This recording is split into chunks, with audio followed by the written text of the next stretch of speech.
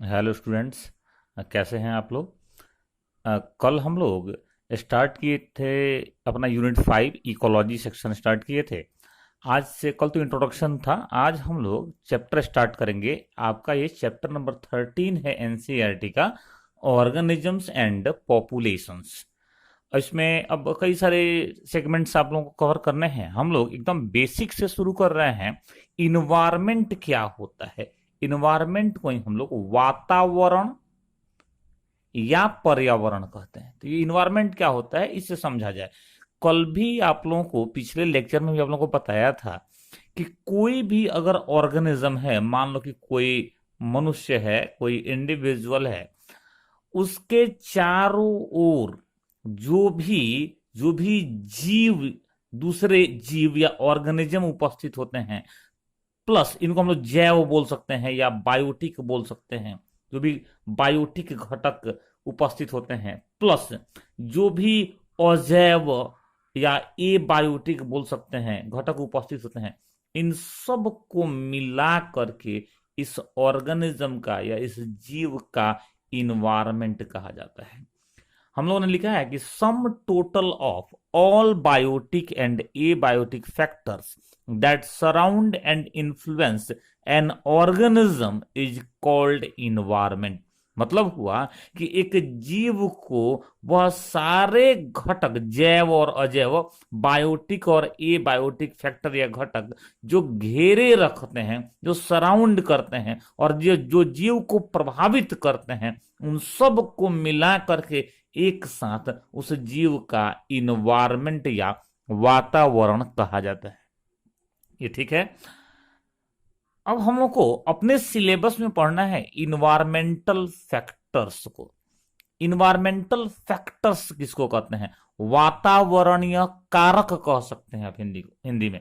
Factor को हिंदी में हम लोग कारक बोल लेते हैं। वातावरणीय कारक बोल लें या इन्वायरमेंटल फैक्टर्स बोल लें। तो ऐसे समझो कि एक जीव को, एक ऑर्गेनिज्म को जीने के लिए उसके जीवन में जो भी वातावरण के भाग, जो भी इन्वायरमेंट के घटक या कंपोनेंट भाग लेते हैं या प्रभावित करते हैं, उन सब को हम लोग इन्वायरमेंटल फैक्टर कहते हैं। जैसे मान लो कि मैं एक ऑर्गेनिज्म या जीव हूं, आप एक ऑर्गेनिज्म या जीव हैं। अब क्या है कि हम लोग जो जीवित हैं, तो हम ढेर सारे वातावरण के भाग से प्रभावित हैं। जैसे आपको कल बताया था कि अपने भोजन के लिए हम लोग प्लांट पर निर्भर करते हैं, पौधों पर, और साथ साथ एनिमल पर भी निर्भर करते हैं। इसका मतलब है कि हम अपने वृद्धि विकास के लिए, ग्रोथ डेवलपमेंट के लिए इन्वायरमेंट के घटकों पर निर्भर कर रहे हैं। नहीं तो ये प्लांट और एनिमल इन्वायरमेंट के भाग हुए, और ये इन्वायरमेंटल फैक्टर्स भी हुए क्योंकि ये हमको प्रभावित कर रहे हैं। ठीक ऐसे ये तो प्लांट और एनिमल दोनों मिलकर के बायोटिक कंपोनेंट या जैव घटक कहलाएंगे या बायोटिक फैक्टर कहलाएंगे। जबकि जबकि जो जो इन्वायरमेंट के ए बायोटिक कंपोनेंट्स हैं, सनलाइट है, सॉयल है, मान लो टेम्परेचर है, तो ये सब के सब क्या है, इनमें लाइफ नहीं है, तो ये ए बायोटिक कंपोनेंट हैं और ये हमारे लाइफ को प्रभावित करते हैं, हमारे जीवन को प्रभावित करते हैं, हमारे ग्रोथ डेवलपमेंट को, रिप्रोडक्शन को प्रभावित करते हैं। तो ये भी इन्वायरमेंटल फैक्टर ही हैं। ठीक है। तो सबसे पहले इन्वायरमेंटल फैक्टर कहेंगे कि इसका डेफिनेशन क्या होता है, जरा ये देख लिया जाए, फिर देखा जाएगा कि इन्वायरमेंटल फैक्टर के कंपोनेंट्स या घटक कौन कौन से होते हैं। तो लिखा है यहां पे, all factors of environment which influence and affect organisms in their survival are called environmental factors। Environment के वो सारे कंपोनेंट, वो सारे भाग जो किसी भी ऑर्गेनिज्म के, जीव के सर्वाइवल में, जीवित रहने में, जीवन बोलो कि चलाने में सहायता करते हैं, ऑर्गेनिज्म को, जीव को प्रभावित करते हैं, उन सभी फैक्टर्स को इन्वायरमेंटल फैक्टर कहा जाता है। अब देखना है कि ये इन्वायरमेंटल फैक्टर्स जो हैं, इनके कितने घटक होते हैं। अब तो इनके कई घटक होते हैं, आपको बताया है, लेकिन इनमें से कुछ ऐसे घटक या फैक्टर हैं जिनमें लाइफ नहीं होता है और कुछ में लाइफ होता है। तो लाइफ है या नहीं है, इसके बेसिस पर, इसके आधार पर इन्वायरमेंटल फैक्टर्स को हम लोग टू पार्ट में डिवाइड कर सकते हैं, दो भागों में बांट सकते हैं। जिसमें लाइफ नहीं है, जिस इन्वायरमेंट के कंपोनेंट में या भाग में लाइफ नहीं है, उसको हम लोग बोल देंगे ए बायोटिक फैक्टर्स, उनको कह दिया जाएगा एबायोटिक फैक्टर, या फिर हिंदी में यहां पर लिख दें अजैव घटक। जबकि इन्वायरमेंट के, वातावरण के वह सारे घटक या भाग जो किसी ऑर्गेनिज्म को प्रभावित करते हैं और जिसमें लाइफ है, जिसमें जीवन है, उसको बोलेंगे आप बायोटिक फैक्टर्स, या फिर हिंदी में लिख दिया जाए तो जैव घटक या जैव कारक। कारक लिखो, ज्यादा अच्छा है। फैक्टर को हम लोग कारक बोलते हैं, यहां भी कारक कर देते हैं। ठीक है, अब देखना जरा सा, एबायोटिक जो फैक्टर्स हैं, इनको भी अब स्टडी के सुविधा के लिए 3 डिफरेंट पार्ट में, 3 अलग अलग भागों में बांट दिया गया है, डिवाइड कर दिया गया है। कौन कौन से वो पार्ट हैं, तो हम लोग ऐसे समझ लेते हैं। इसका 3 लेग हम लोग बना देते हैं, 3 पांव बना देते हैं। ठीक है, फर्स्ट है जिसको हम लोग कहेंगे climatic factors. Climatic factors. Second को बोलते हैं टोपोग्राफिक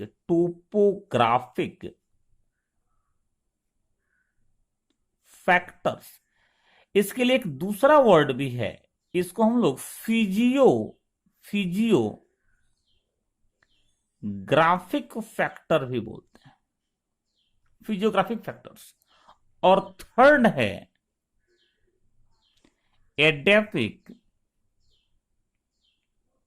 फैक्टर्स। ठीक है, ये एबायोटिक फैक्टर्स के 3 कंपोनेंट्स हो गए। बायोटिक फैक्टर्स जो हैं, इनके भी 3 कंपोनेंट होते हैं, 3 भाग होते हैं।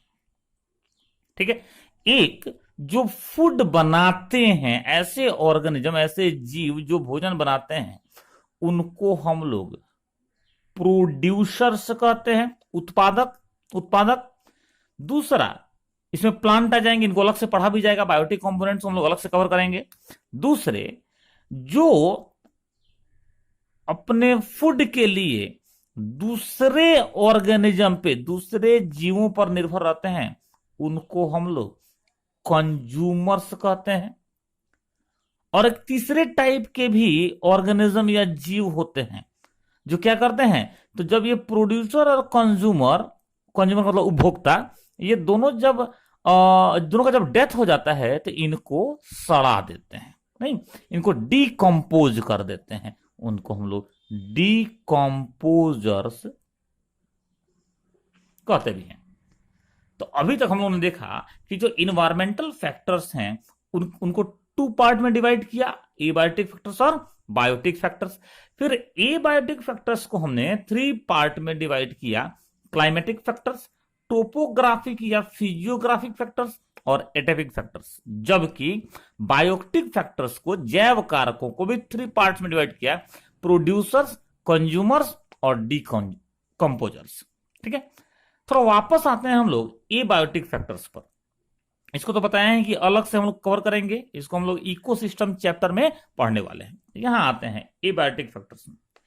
एबायोटिक फैक्टर्स में जो क्लाइमेटिक फैक्टर्स हैं, इनमें कौन कौन से कंपोनेंट हैं, तो क्लाइमेट का, जलवायु का कौन कौन सा भाग होता है, यह समझा जाएगा। तो इसमें आता है टेम्परेचर, तापमान सब कोई जानता है, टेम्परेचर। दूसरा आता है इसमें वाटर, जल। थर्ड है लाइट। ये सारे के सारे किसी भी ऑर्गेनिज्म के लाइफ को, जीवन को प्रभावित करते हैं, टेम्परेचर, वाटर, लाइट। इसके अलावा विंड भी, वायु, विंड भी क्या करती है, तो ऑर्गेनिज्म को इन्फ्लुएंस करती है या प्रभावित करती है। नहीं, कैसे प्रभावित करती है, तो इसी में तो सांस लेते हैं, इसको समझेंगे भी हम लोग। इसमें तो आपको ऑक्सीजन है, हम लोग सांस लेते हैं। और ज्यादा समझना है तो आज आप लोग सुन रहे होंगे कि एक सुपर साइक्लोन आ रहा है, या तो अब तो उड़ीसा और बंगाल में आ भी गया है। नहीं, अम्फान, अम्फान तो क्या है, ये विंड ही है एक टाइप का। ये देखिएगा अभी कैसे जो है लाइफ को इन्फ्लुएंस करेगा, कैसे लाइफ को प्रभावित करेगा। इन सब को, क्लाइमेटिक फैक्टर्स को डिटेल में हम लोग आगे कवर करने वाले हैं। थोड़ा समझा जाए कि टोपोग्राफिक फैक्टर्स क्या हैं। तो टोपोग्राफी जो अर्थ है उसके बनावट से रिलेटेड है, उसकी बनावट से संबंधित है। कहीं पर भी अर्थ जो है वो क्या है, एक समान नहीं है। कहीं पर धरती थोड़ी ऊंची है, कहीं नीची है, नहीं, कहीं ढाल ज्यादा है, कहीं ढाल कम है, कहीं ज्यादा सनलाइट मिलता है, कहीं कम सनलाइट मिलता है। ये सारा चीज भी क्या करता है, ये एक ऑर्गेनिज्म के लाइफ को प्रभावित करता है। नहीं, तो इन सब को मिला के एक साथ हम लोग क्या कहने लगते हैं, टोपोग्राफिक फैक्टर्स कहने लगते हैं। तो हमने क्या बताया, टोपोग्राफिक फैक्टर को पूछ दे कि इसमें क्या क्या शामिल है, इसमें क्या क्या आता है, तब बताइएगा भाई कि जिस जगह पे ऑर्गेनिज्म रहता है, जिस जगह पे कोई जीव रहता है, उस जगह का हाइट या इसी को एल्टीट्यूड भी बोल दिया जाए। एल्टीट्यूड ऑफ द प्लेस, जिस स्थान की हम बात कर रहे हैं उस स्थान का हाइट, ऊंचाई कितनी है, नहीं, उसका एल्टीट्यूड क्या है। सेकंड है कि जिस स्थान का हम लोग बात कर रहे हैं, जिस प्लेस का हम लोग बात कर रहे हैं, उसका ढाल कैसा है, उसका स्लोप कैसा है। The slope of the place, ढाल कितनी है। और थर्ड है, अभी बताया आपको, उस एरिया में कितना सनलाइट मिलता है, किस टाइप से उसमें रेन मिलता है, जल वर्षा कितनी उस एरिया में होती है। तो हम लोग इसको बोलते हैं एक्सपोजर, खुला, कितना खुला हुआ वो जगह है, एक्सपोजर ऑफ द प्लेस। ये तीन फैक्टर जो है ये टोपोग्राफिक फैक्टर में आते हैं। सबको देखा जाएगा। एडेपिक फैक्टर की अगर बात करो तो एडेपिक फैक्टर सॉइल से, मृदा से जुड़ा हुआ फैक्टर होता है। नहीं, सॉइल का जो स्टडी है, सॉइल से जुड़ा हुआ जो इन्वायरमेंट का पार्ट है, उसको हम लोग एडेपिक फैक्टर्स में रखते हैं। अब सॉइल के बारे में अगर देखा जाए कि भाई एडेपिक फैक्टर्स में होते क्या क्या हैं, तो होंगे क्या, सॉइल के घटक होंगे, सॉइल के कंपोनेंट होंगे, नहीं, मृदा के भाग होंगे, मृदा के घटक होंगे। तो सॉइल में होता क्या क्या है, सॉइल में ढेर सारा इनऑर्गेनिक सबस्टांस होता है या मटेरियल होते हैं। ढेर सारे अकार्बनिक पदार्थ होते हैं, इनऑर्गेनिक मटेरियल्स होते हैं। नहीं, और क्या होते हैं सॉइल में, तो इसके साथ साथ सॉइल में ऑर्गेनिक मटेरियल्स होते हैं।